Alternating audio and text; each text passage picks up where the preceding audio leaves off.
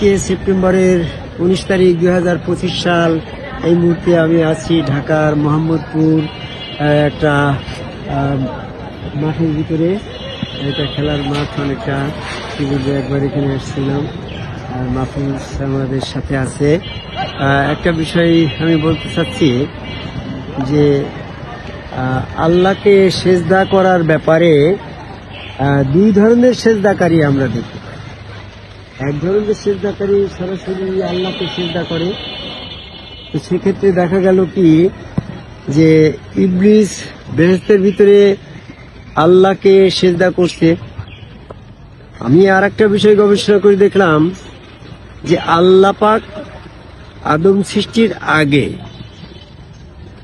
আল্লাহ যে চেহারায়, যে সুরতে, যে অবয়বে, যে আকৃতিতে ছিল, সেই আকৃতিটা যদি মানব আকৃতি হয়, আর মানব আকৃতি আল্লাহর নিজ আকৃতিতেই যদি মানুষ তৈরি হয়, মাহফুজ কথাটা চিন্তা কর।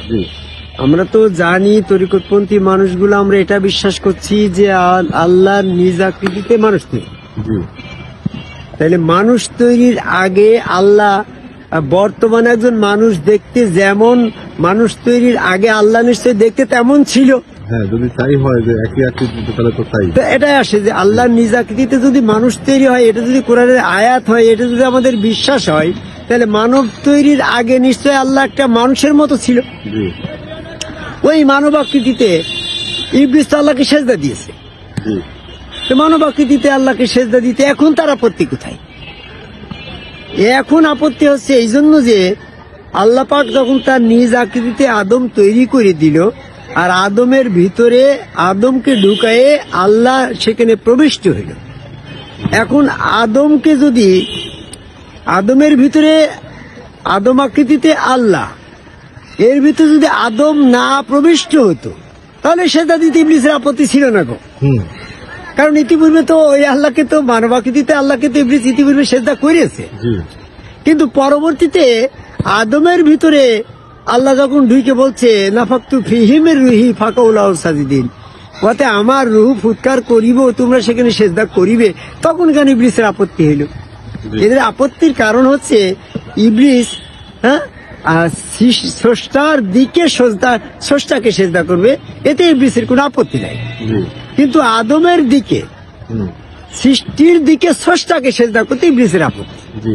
এই জন্য এই সেজদাটা হচ্ছে ইবলিস আদম কাবায় আল্লাহকে সেজদা করে না, আর সে আদম কাবা বাদে, মানে আদমের দিকে বাদে, মানে দিক বা কাবা, এই আদমকে কেবলা করে আল্লাহকে সেজদা করতে বলাই ইবলিস দ্বিমত পোষণ করল এবং সে কাফের হয়ে গেল।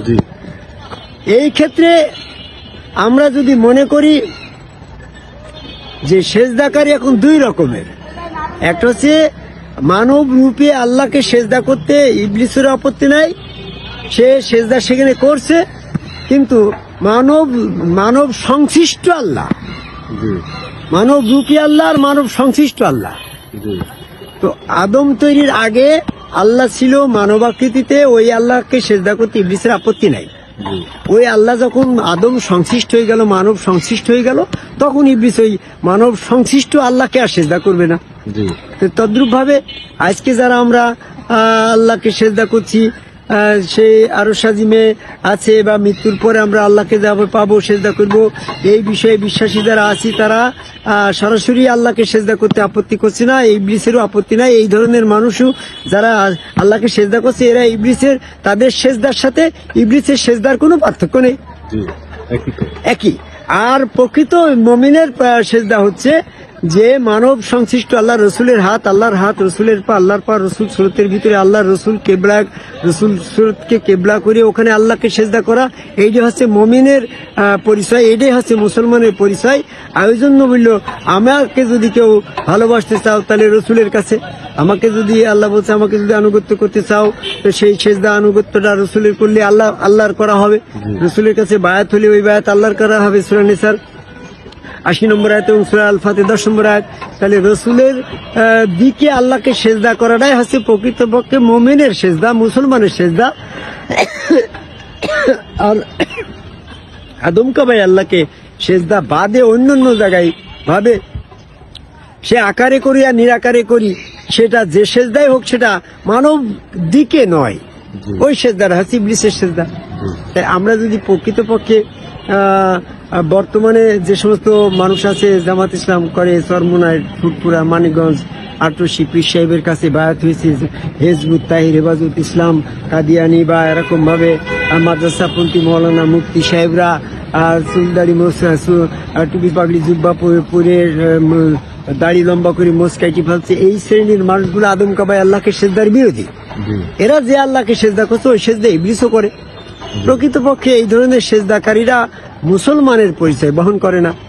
একজন যদি বলে যে তুমি কোন নবীর অনুসারী, আমরা মোহাম্মদ সাল্লাল্লাহু আলাইহি ওয়াসাল্লামের অনুসারী, যে মোহাম্মদ সাল্লাল্লাহু আলাইহি ওয়াসাল্লাম এর অনুসারী আর বর্তমানে এজিতের অনুসারীদের পরিচয় কি? এজিতের পরিচয় দুই শ্রেণীর সেজদাকারীর পরিচয় হচ্ছে যারা মোচ রাখে, দাড়ি রাখে, চুল রাখে, এরা কিন্তু মোহাম্মদী ইসলাম। আর যারা দাড়ি লম্বা করে চুল ছেটে মোচ কেটে ফেলে এরা এজিতে ইসলাম।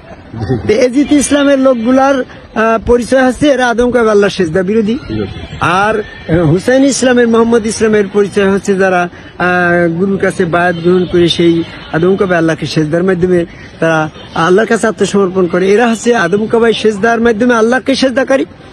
আর আদম সেজদা বাদে যারা আছে ইবলিসের অনুসারী, তারা ইবলিস যে কায়দায় সেজদা করে তারা বর্তমান ইবলিসের অনুসারী।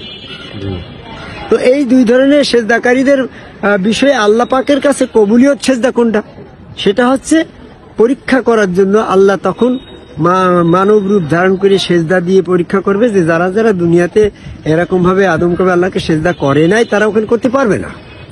এই জন্য আমাদেরকে প্রকৃতপক্ষে আদম কাবে আল্লাহকে সেজদাকারী একজন সমগ্র রাসূলের কাছে বায়াত গ্রহণ করে সেখানে আদম কাবাই সেজদার মাধ্যমে প্রকৃতপক্ষে সেজদাকারী হওয়ার আহ্বান করে আমার কথা শেষ করি। জয় গুরু।